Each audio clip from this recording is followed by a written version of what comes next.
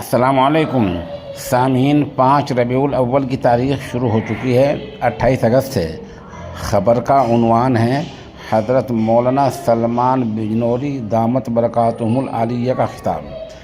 गुज़िश्ता दिनों मौलाना मोहम्मद सलमान बिजनौरी दामत बरकातुहुम मगरबी उत्तर प्रदेश के ज़िला शामली के गाँव नंगल राय के मदरसे के इजलास में तशरीफ़ लाए थे। यहीं आपका ख़िताब हुआ था। पूरा ख़िताब पेश खिदमत है। बिस्मिल्लाहिर्रहमानिर्रहीम। अल्हम्दुलिल्लाह नहमदुहु व नस्तईनुहु व नस्तगफिरुह व नु'मिनु बिही व नतवक्कलु अलैहि व नऊज़ु बिल्लाहि मिन शुरूरि अनफुसिना व मिन सय्यिआति अअमालिना। मन यहदिहिल्लाहु फला मुदिल्ल लहु व मन युद्लिलहु फला हादिय लहु। वनशहदु अल्ला इलाहा इल्लल्लाहु वहदहु ला शरीका लहु वनशहदु अन्न सय्यिदना व नबिय्यना व मौलाना मुहम्मदन अब्दुहु व रसूलुहु सल्लल्लाहु तआला अलैहि व अला आलिहि व अस्हाबिहि व बारक व सल्लम तस्लीमन कसीरा। अम्मा बअद फअऊज़ु बिल्लाहि मिनश शैतानिर रजीम। बिस्मिल्लाहिर रहमानिर रहीम। या अय्युहल्लज़ीना आमनु इत्तक़ुल्लाहा वलतंज़ुर नफ्सुम मा क़द्दमत लिग़द वत्तक़ुल्लाहा इन्नल्लाहा ख़बीरुम बिमा तअमलून। वला तकूनू कल्लज़ीना नसुल्लाहा फ़अन्साहुम अनफुसहुम उलाइका हुमुल फ़ासिक़ून। सदक़ल्लाहुल अज़ीम।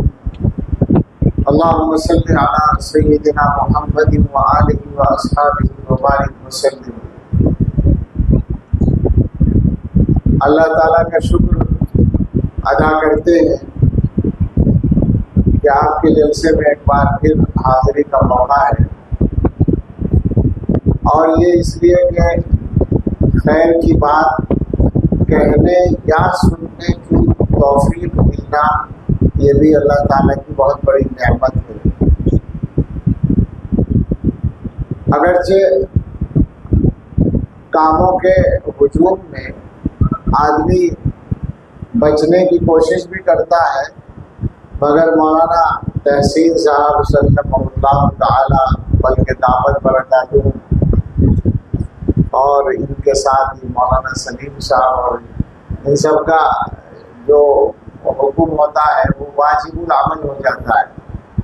तो अच्छा है, ठीक है, ज़बरदस्ती ही सही आदमी किसी काम के लिए खैर के लिए इस्तेमाल हो जाए सआदत में, अल्लाह कबूल फरमाए।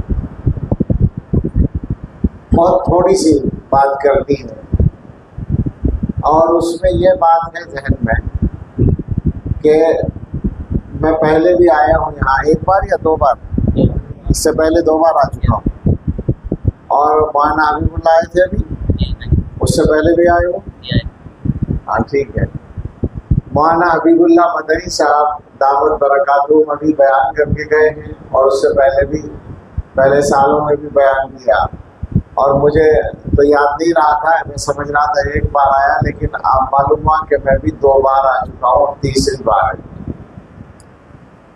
तो मैं ये पूछना चाहता हूँ कि मौलाना हबीबुल्लाह साहब ने या मैंने इससे पहले के बयानात में जो कुछ कहा था वो याद है?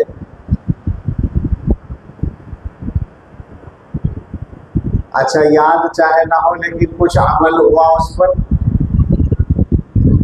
ईमानदारी से जवाब दें। अगर अमल हुआ तो ठीक है, आगे भी हम बात कर लें, और नहीं हुआ तो मेरा ख्याल है दुआ कर लें, क्यों खाम ताकत खर्च करें।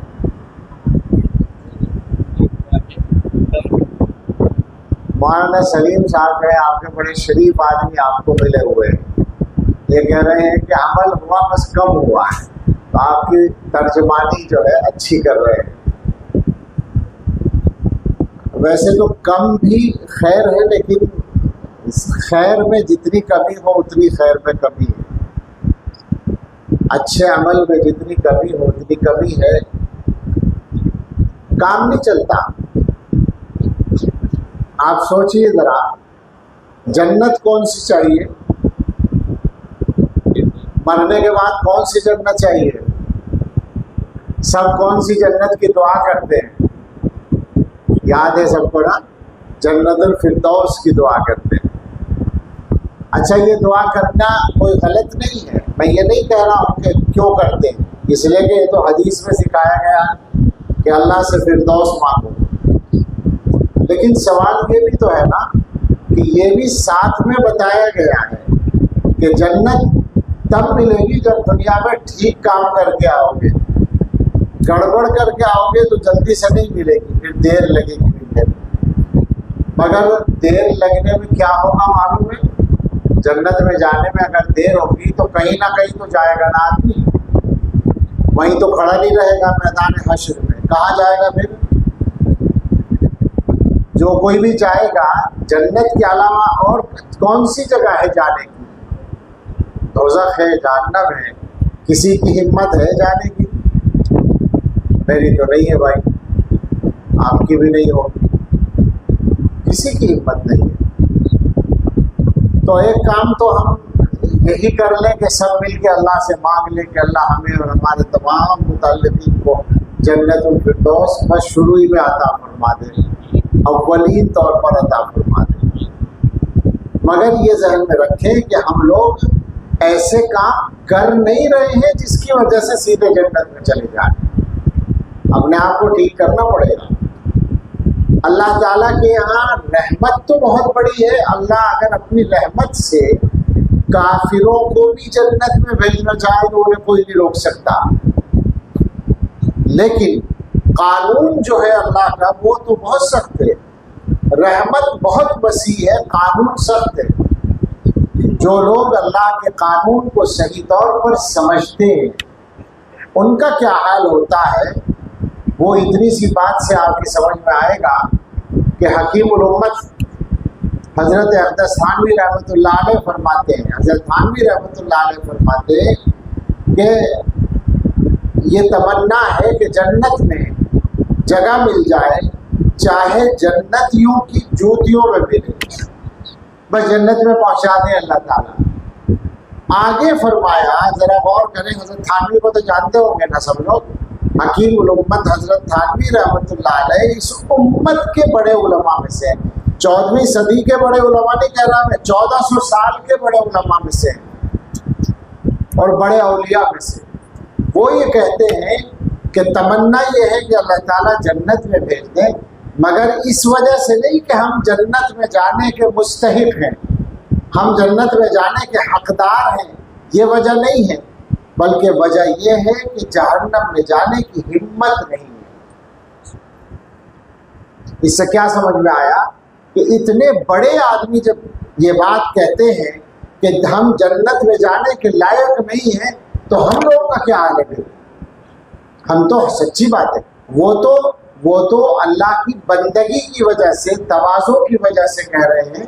वो तो इंशाअल्लाह उन लोगों में है कि जो पता नहीं हज़ारों लोगों को लेके जन्नत में जाएंगे सीधे, लेकिन वो तो तवाज़ुअन कह रहे हैं। मगर हमारा किस्सा तो बिल्कुल ऐसा ही है कि अल्लाह ताला माफ़ ना करे, हम तौबा ना करें, अल्लाह माफ़ ना करे तो जन्नत में जाने का कोई सवाल ही पैदा नहीं होता। ऐसे ऐसे अमाल हमने कर रखे हैं कि जो सीधे जहन्नम में ले जाने वाले। लिहाजा मैंने पहली बात यहीं से शुरू की थी, अगर अमल नहीं हुआ तो सोचिए ज़रा कैसे काम चलेगा। मरने का तो कुछ पता नहीं ना, कब मौत आ जाए। अभी कल ही हमारे यहाँ इंतकाल हुआ है, तदफीन हुई है कल, परसों शाम शायद मगरिब के बाद इंतकाल हुआ। एक गाड़ी वाले थे, आप लोग जानते भी हो शायद, हज़रत मोहतमिम साहब दामद बरकातुहू के साथ आजकल चलते थे, फुज़ैल नाम था उनका। गाड़ी धो रहे थे, यानी बिल्कुल मामूल के मुताबिक थे, जवान आदमी थे, 40 साल के होंगे लगभग।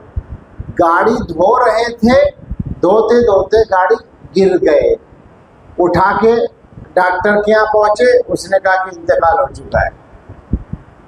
ऐसा बहुत होता है, आदमी को पता ही नहीं, बिल्कुल पता नहीं कि कब वक्त आ जाएगा। इसका मतलब यह है कि हमें बहुत जल्दी जन्नत में जाने की तैयारी करनी चाहिए। लिहाजा मुझे, आप जानते हैं कि मैं बातें करता हूँ, तकरीब वकरीब नहीं करता, तो अब मैं आपसे 2-3-4 बातें करना चाहता हूँ। तय करें यहाँ बैठकर, जितने लोग भी हैं, चाहे वो ऊपर खड़े हैं या सामने बैठे हैं, और जो ख़वातीन हैं वो भी, हम सब में चंद बातें, सारी बातें तो नहीं हो सकती, मगर मोटी मोटी बड़ी बड़ी 2-4 बातें आपसे कहता हूँ। एक बात हम सब तय कर लें आज यहाँ बैठकर। जाहिर है ये मजमा तो अच्छे दीनदार लोगों का मजमा है, यहाँ कोई आवारा लोग तो नहीं बैठे हैं, कुछ ना कुछ दीन से ताल्लुक़ है, मस्जिदों में आना जाना भी है। तो आज यहाँ बैठ के तय कर लीजिए, इंशाअल्लाह आज से हम सारी ज़िंदगी पाबंदी से नमाज पढ़ेंगे, ठीक है ना? पक्का? और ये पाबंदी अभी सुबह को जो फजर आने वाली है उसी से शुरू होगी। कभी ये सोचो कि साहब ऐसा करेंगे कल से पढ़ लेंगे, ये तो अभी तो आदत वैसी ही चल रही। नहीं नहीं नहीं, अगर कल को बुलावा आ गया तो क्या करोगे? फजर की नमाज पढ़नी, फिर बुलावा आया तो अल्लाह मियां से कह सकते हो कि जी तौबा कर ली थी, सुबह फजर भी पढ़ ली थी, अब तो इरादा कर ही लिया था। लेकिन अगर नहीं पढ़ रहे तो फिर क्या कहोगे? तो इसलिए सब लोग वादा कर रहे हैं ना, अब कोई नमाज नहीं छूटेगी मरने तक इंशाअल्लाह। जमात से पढ़ेंगे, पाबंदी से पढ़ेंगे, कज़ा नहीं करेंगे किसी भी हाल में इंशाअल्लाह। मैंने भी किया है अहद, आप भी कर लें, ठीक है जी? गलत बात तो नहीं हो रही? एक बात। दूसरी बात ये भी माननी पड़ेगी, देख लो मैं जो जाहिर है कि हम कोई आपसे कुछ वो दाद लेने के लिए तो बैठे नहीं है, बात सही बात कहेंगे मानेंगे आप। हर आदमी का मतलब ये बच्चा जो बैठा है ये भी, और वो जो बूढ़े बैठे हैं वो भी, जिसने अब तक कुरान नहीं पढ़ रखा है इंशाअल्लाह सब कुरान पढ़ेंगे। इसमें इंशाअल्लाह नमाज वाली नहीं हुई। हाँ भाई सब करो ना इरादा। मैं एक सवाल करता हूँ, क़यामत का दिन होगा ना, वहाँ अल्लाह के रसूल सल्लल्लाहु अलैहि वसल्लम खड़े होके शिकायत करेंगे कि इन लोगों ने कुरान को छोड़ रखा था, क्या जवाब दोगे? कोई आम आदमी नहीं करेगा शिकायत, अल्लाह के पैगंबर हजरत मोहम्मद सल्लल्लाहु अलैहि वसल्लम शिकायत करेंगे। तो सब तय कर लें कि इंशाअल्लाह कुरान पढ़ेंगे। ऐसे नहीं जाएंगे दुनिया से कि कुरान का कोई लफ्ज़ पढ़ना ही ना जानते हो। अल्लाह में आसान करेंगे जब आप इरादा कर लेंगे। 2 बातें हो गई। एक तीसरी बात, ख़वातीन भी सुन रही होंगी, वो सब शरीक है इस अहद में। नमाज का अहद हुआ, कुरान पढ़ने का अहद हुआ। तीसरा एक अहद और करना है, अब तक जो हुआ हो गया हो वो अलग है। आज के बाद से अपने घर में हराम का या सूदी कर्जे का 1 पैसा नहीं आने देंगे इंशाअल्लाह। क्या ख्याल है? पक्का है? आसान नहीं है मुझे पता है, मगर पक्का इरादा कर लो तो आसान हो जाएगा, और नहीं करोगे तो हालात ख़राब होते चले जाएंगे। ये सुन लो बिल्कुल सफाई से। हिंदुस्तान में, मैं पहले भी मैंने कहा होगा, मेरे ख्याल से मैं तो कई साल से हर बयान में ये बातें करता हूँ, पहले भी मैंने सूदे कर्जे की बात की होगी। हिंदुस्तान में कोई जगह बची हुई नहीं है, आफत है, और छोटे कर्जे भी हैं, बड़े कर्जे भी हैं। और मैं सुनी सुनाई नहीं बता रहा हूँ, आंखों देखी बात बताता हूँ कि मैंने 1 साल में खरबों रुपए वाली कंपनियां, फैक्ट्रियां, खरबों, करोड़ों नहीं कहना, अरबों नहीं कहना, खरबों रुपए की कंपनियां बंद होते देखी हैं सूदी कर्जे की वजह से। अल्लाह की कसम खा के कहता हूँ, आप यकीन करें, मैंने देखी है। 1 साल के अंदर 4-5 देख ली अलग अलग जगहों पर। और छोटे कर्जे, ये जो खर्चे के लिए जा रहे हैं हर महीने 10,000 रुपये, और वापस करने पड़ रहे 11,000 या 12,000, जो औरतों को ज़्यादातर मिंबर बना रहे हैं, वो कर्जे उनकी नहुसत से क्या हो रहा है कहने की हिम्मत नहीं होती। आप समझ रहे होंगे क्या होता है। कर्जा अदा नहीं होता तो क्या होता है मुझे बताओ, मालूम है ना क्या होता है? काम चल जाएगा इस तरह से? नहीं चलेगा ना। अपने घर वालों को समझाइए कि जितनी आमदनी है हमारी उसमें कोशिश करो घर का खर्चा चलाने की, और अगर वो आमदनी बहुत कम है तो खुद मेहनत बढ़ाइए। आप मेहनत कीजिए, आपकी जो भी आमदनी है आप उस पैसा ज़्यादा कमाने की कोशिश कीजिए ताकि घर के खर्चे आराम से चलें। ये करना पड़ेगा। मगर यहाँ आपने वादा कर लिया है आज के बाद न तो हराम का कोई पैसा आए न सूदी कर्जे का एक भी पैसा घर में आए इंशाअल्लाह। भाई तैयार हैं आप लोग? इंशाअल्लाह, ये पक्की बात है। एक और बात है, इन्होंने तो बुलाया था तकरीर करने के लिए, कह रहे बेचारे की तो बातें कर रहा बैठा हुआ। नशा, क्या ख्याल है नशे के बारे में? मेरे पास मुतय्यन लोगों की इत्तलाआत हैं, लंबी लंबी दाढ़ी वाले भी आजकल नशे के आदी हैं।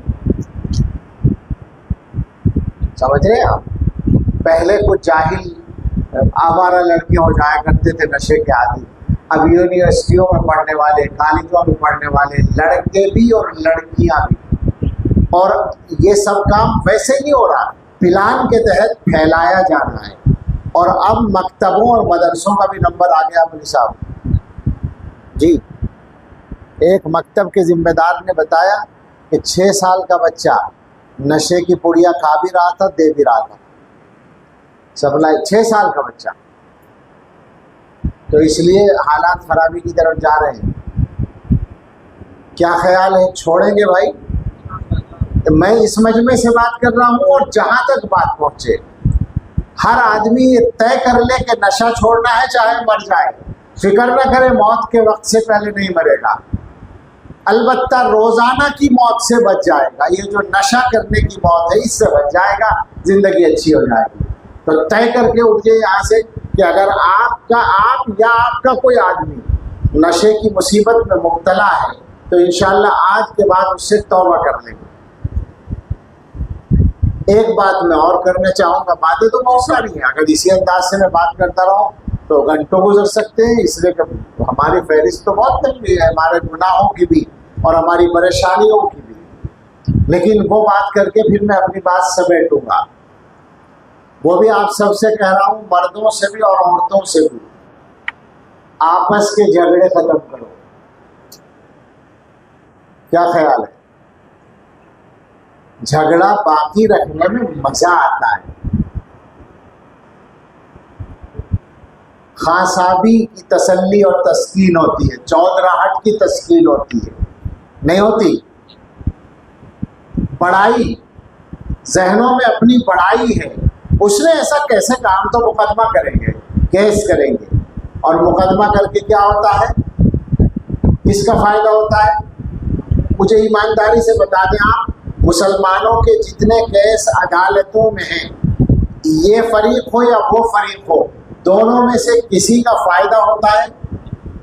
कैसा भी नुकसान दोनों का होता है या नहीं होता? दोनों का होता है। और फ़ायदा किसका होता है? फ़ायदा किसका होता है? आपके दोस्तों का। कौन है वो जिनका फ़ायदा होता है? तो अपने झगड़े आपस में खुद निपटा लो ना। थोड़ा भारी पड़ेगा, लेकिन मैं तरकीब बताता हूँ। 2 बातें याद करो। एक तो ये कि जन्नत में जाना है, वो शुरू में बात चल रही है ना, अल्लाह ताला ने ये वादा कर रखा है, अल्लाह के रसूल सल्लल्लाहु अलैहि वसल्लम ने बता रखा है, अगर झगड़ा छोड़ोगे, अगर तुम्हारी गलती भी है तो भी जन्नत मिल जाएगी।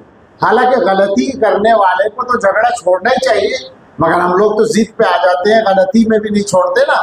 तो जिसकी गलती है अगर वो झगड़ा छोड़ दे तो जन्नत का वादा, और जिसकी गलती नहीं है, जो सही है, वो झगड़ा छोड़ दे तो जन्नत के बीच में मकान मिलेगा, बढ़िया वाली जगह में, अच्छे इलाके में, जन्नत के अफजल इलाके में। और जो इससे भी आगे बढ़कर हुस्न सुलूक करे, हुस्न अखलाक के साथ पेश आए, आला दर्जे में जन्नत में जगह मिलेगी। ये बात हो गई। एक तो ये मसला है कि जन्नत मिलेगी अगर झगड़ा ख़त्म करेंगे, एक बात और है, झगड़े में यही तो करना पड़ता है ना कि जिससे तकलीफ पहुंची थी मामला उससे साफ करना है, उसे माफ करना, यही तो होता है ना। आप बताइए मुझे, हम लोगों ने कितने गुनाह कर रखे हैं, अल्लाह ताला अगर माफ ना करे तो जहन्नम में जाने की नौबत आ सकती है या नहीं, जो कानून है अल्लाह का। लेकिन हदीस में ये है कि अगर कोई बंदा अल्लाह के बंदों को माफ करता है तो उसके बदले में अल्लाह ताला क़यामत के दिन उसे माफ कर देगा। तो बताओ, अल्लाह की माफ़ी चाहिए या नहीं चाहिए ना? तो बंदों को माफ करो, अल्लाह के बंदों के साथ अच्छा सलूक करो, अल्लाह तुम्हारे साथ रहम का मामला फरमाएगा। ये बात मुझे मालूम है आसान नहीं है, और आपने विचारों ने ये सोच के सुन लिए कि जाहिर है कुर्सी पे बैठ के बयान करने वाला जो भी बयान करेगा वो तो सुनना ही पड़ेगा। मगर मैं आपसे सच कहता हूँ, आज के हालात में ये सारी बातें हमें नीचे ले जा रही हैं अदालतों में। आप बताइए, हिंदुस्तान में मुसलमानों की आबादी कितने फीसद है? हुकूमत के हिसाब से 13%, 14%, इससे ज़्यादा नहीं, 17% मान लो। क्या है बात क्या है? बैठे, पहले मालूम कर ले। आप लोग बैठे जो अंदर बैठे हैं, क्या हुआ है? एक आदमी बताओ इधर आगे। अंदर वाले तस्वीर रखे खड़े हो गए रह जाएंगे, साथी जा रहे हो, देख रहे हो, देख के आ जाएंगे क्या हुआ है। आप तस्वीर रखे बाहर न जाएंगे, छोड़े, ठीक है।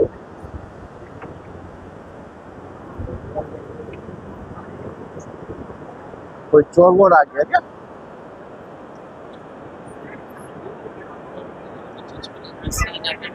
छोरों को शौक हो रहा है तो कि कोई झूठे बताता है मेरे बाप वही ठीक है, नहीं हो पाएगा, वापस आ जाएंगे कुछ। भाई जो हजरात हैं वो बैठ जाए, बात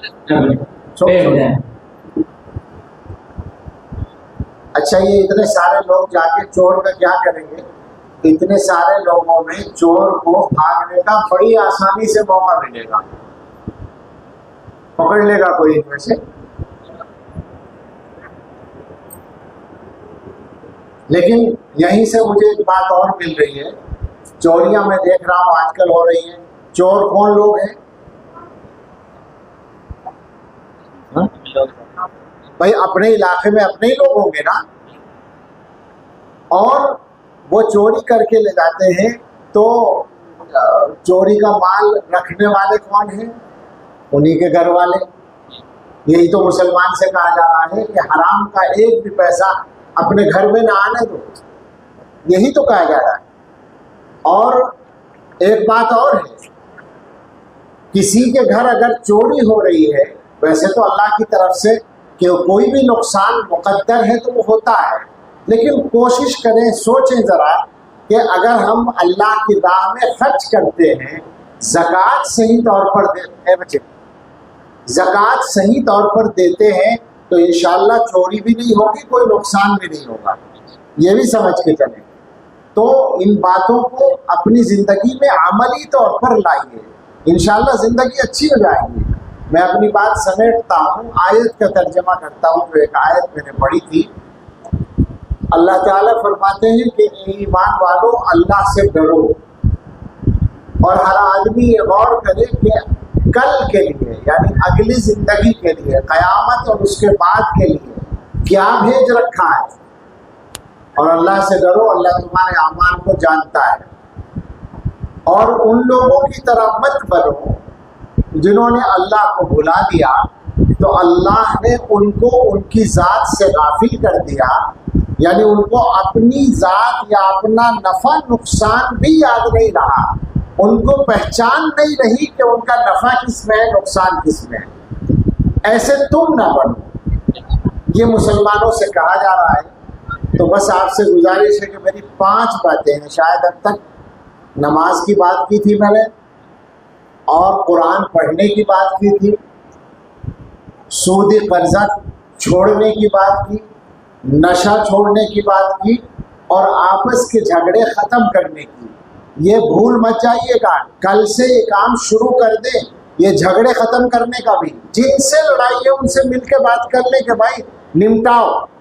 और एक उसूल याद रखें, दो बातें याद रखें, झगड़ा खत्म। ये आसान नहीं, मुझे मालूम है, बड़े बड़े चौधरियों के झगड़े हैं ना, मालूम है कि आसान नहीं है, मगर मैं आसान करने के लिए बता रहा हूँ। एक तो ये बात लिख लें, और अगर इसके खिलाफ हो तो मुझे पकड़ लें। जो आदमी आगे बढ़ के झगड़ा खुद खत्म करेगा, अल्लाह उसकी इज्जत को बहुत ज्यादा बढ़ा देगा, ये पक्की बात है। और दूसरी बात ये तय कर लें कि अपने हक के अलावा कुछ नहीं लेना। ये तय कर लेंगे तो इंशाल्लाह झगड़ा निपटना आसान होगा। क्योंकि अगर दुनिया में अपने हक से ज्यादा कुछ ले भी लिया तो क़यामत में कहाँ हिसाब देते फिरोगे, अल्लाह का अजाब झेलना पड़ेगा। खामखा मुसीबत मोल लेना दुनिया के ज़रा से फ़ायदे के लिए। मैंने लोगों को देखा है, मैंने एक साहब को देखा है तकरीबन 30 साल तक वो अपने खेत की मिट्टी थोड़ी थोड़ी उधर डालते रहे, डोल के उधर, जो उनकी डोल थी तो उसके उधर।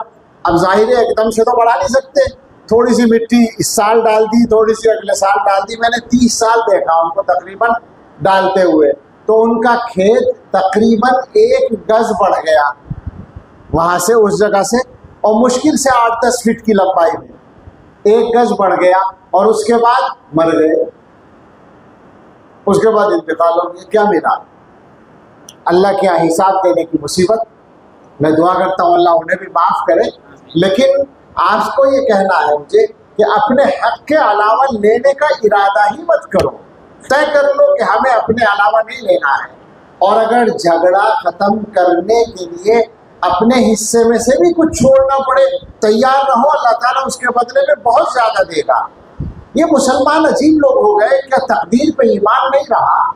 अल्लाह ने जो कुछ मुकर्रर कर रखा है, मुकद्दर कर रखा, वो तो मिल के रहेगा ना, वो तो जाएगा नहीं कहीं। और जो मुकद्दर में नहीं वो मिलेगा नहीं। तो तय करके रखो कि हलाल चाहिए, अपना हक चाहिए, उसके अलावा नहीं चाहिए। तो ये 5 बातें इस वक्त गुफ्तगू में आई हैं। अल्लाह करे आपको भी और हम सबको और तमाम मुसलमानों को अमल की तौफीक हो। और एक छठी बात अचानक याद आ गई, ये मौलाना सलीम साहब जो है, इन्होंने हिसाब सुनाया। मुझे ऐसा ख्याल है कि तनख्वाहों का हिसाब 4,53,000 है ना। और मैंने पूछा असातिज़ा कितने हैं, कि 5 है। तो मैंने फ़ौरन हिसाब लगाया तो पता चला कि गोया 4.5 लाख को 5 आदमियों पे तकसीम करें तो 90,000 पड़ रहा है साल भर में। साल भर के 12 महीने हैं तो 12 सत्ते 84, 12 अट्ठे 96, 8,000 भी नहीं है तनख्वाह औसतन कुल मिलाकर। इसी जलसे में मैं इससे पहले भी तनख्वाह की बात कर चुका हूँ। और आजकल तो लोगों ने मेरा एक बयान चला रखा है जिसमें मैंने ये कहा, मैं कहता हूँ, अब भी कहता हूँ कि 10-12 हज़ार रुपये को तनख्वाह कहने को मैं मकरूह समझता हूँ। क्या ख्याल है भाई? आपके यहाँ मजदूर की मजदूरी कितनी है? मिस्त्री के साथ जो मजदूर लगता है 500 रुपये, और ये 500 बहुत दिनों से चल रहे हैं। अब कुछ मजदूर ज़्यादा मांगते होंगे, देखो 600 भी है, 600 भी है। मैं 500 ही अगर मान लूँ तो मदरसों में कितने मदरसे हैं जिनमें रोज़ाना 500 रुपये उस्ताद को मिल रहे हो? आप मुझे बताइए कि आपके मजदूर से भी छोटा है क्या ये मदरसे में पढ़ाने वाला, या उससे भी कम ज़रूरतें हैं इसकी? मेरी समझ में नहीं आता कि ये काम क्यों नहीं होता। अल्लाह तौफीक दे कि मदरसों में तनख्वाहें सही हों, मस्जिदों में तनख्वाहें सही हों। ये मत समझो कि ऐसे ही काम चलता आ रहा है तो चलता रहेगा। हालात ऐसे नहीं है, बदलना पड़ेगा। जहाँ जहाँ गड़बड़ है, जहाँ जहाँ कमी है, उसे ठीक किए बगैर अब काम चलने वाला नहीं है। हालात को ठीक करने के लिए हमें अपने आप को ठीक करना चाहिए। और तुम्हारे यहाँ तो माशाल्लाह बचत होती है हर साल, क्यों, क्या ज़रूरत है बचत की? हम तो आमतौर से मदरसों में कर्जा देखते हैं, आपके यहाँ बचत है तो बढ़ाओ तनख्वाह, क्या परेशानी है? और यही देंगे इंशाल्लाह। ये कंजूस लोग नहीं है। ये तो मौलाना ये जो है हमारे, क्या नाम इनका, तहसीन साहब, ये कुछ ज़्यादा ही शरीफ आदमी है। नहीं, ये तो चंदा कर रहे थे ना, ये चंदा इतनी शराफत से करते हैं जैसे कोई उधार मांग रहे हो।